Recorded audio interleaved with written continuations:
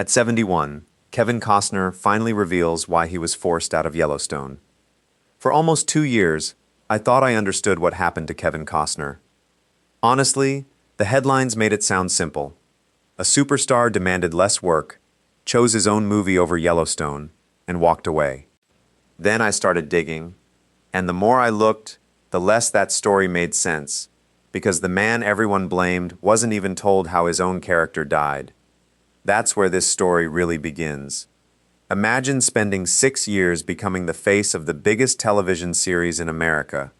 Millions of people tune in every Sunday because of your character. The network builds an entire franchise around you. You're the center of every poster, every trailer, every interview. Then one morning, someone asks if you've seen your own death. Kevin Costner hadn't. He hadn't watched the episode. He hadn't been called. Nobody from production had explained how John Dutton's story would end. When a reporter asked if anyone had told him, Costner simply answered, "No."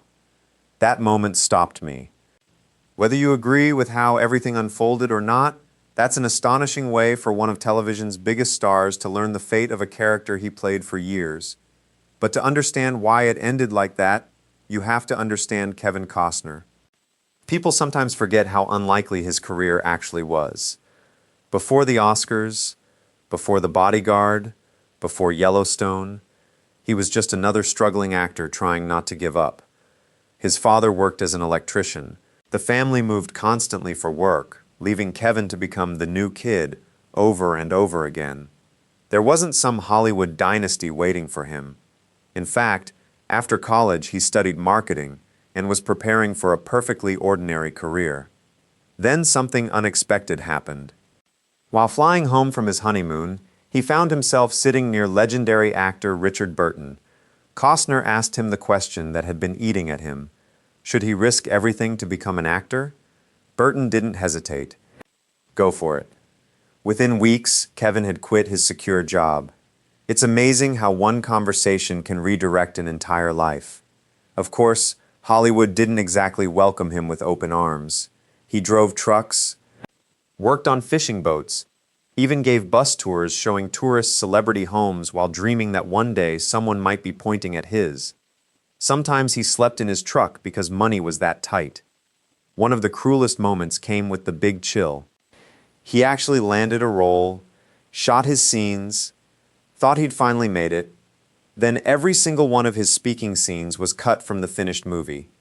Only his wrists remained visible because he was playing a dead body.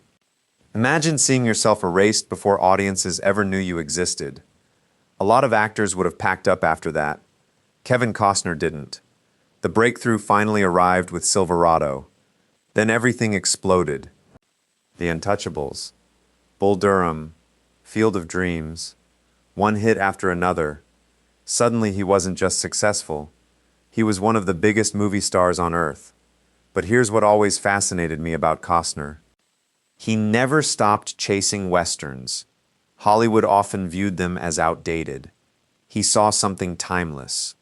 That belief led him to make what many people thought would become the biggest mistake of his career: Dances with Wolves.